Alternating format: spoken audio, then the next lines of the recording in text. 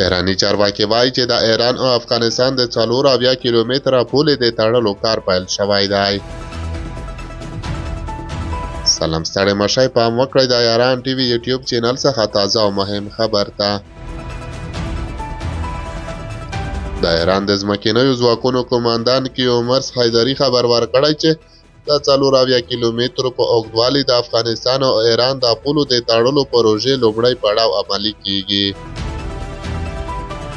فارس خبري اژانس راپور ورکړی چې ښاغلي حیدري دغه پروژه د ایران یو له مهمو ملي پروژو څخه بللې ده.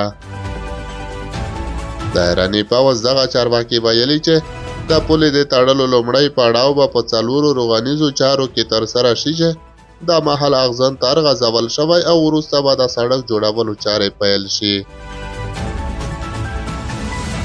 حیدري په دې اړه زیاتوي چې د تلپاتې امنیت یوه برخه د سرحدونو د بندېدو موضوع ده او دا پروژه به د سیمې وضعیت ته په پام سره ایران ته د ارزښت وړ وي. نوموړی زیاتوي چې په پولو کې د پوځ شتون د ناامنۍ په معنا نه دی بلکې دا د استخباراتي معلوماتو او پوځي چمتووالي لپاره دی. د دغه ایراني چارواکي په وینا د ایران ټولې پولې خوندي دي خو کله نه کله داسې کوچنۍ هڅې کیږي چې د هیواد امنیت تګباه ښه نه وي. تر دې مخکې د ایران د کورنیو چارو وزیر له افغانستان سره پر پوله د دیوال د جوړولو په اړه راپورونه رد کړي وو.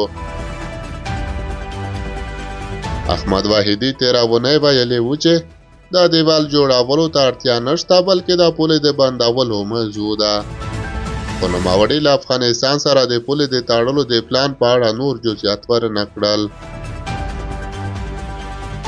دا په داسې حال کې ده چې په افغانستان د اسلامي امارت له بیا واکمنۍ وروسته د اسلامي امارت او ایراني ځواکونو ترمنځ پر پوله څو ځلې نښتې رامنځته شوې.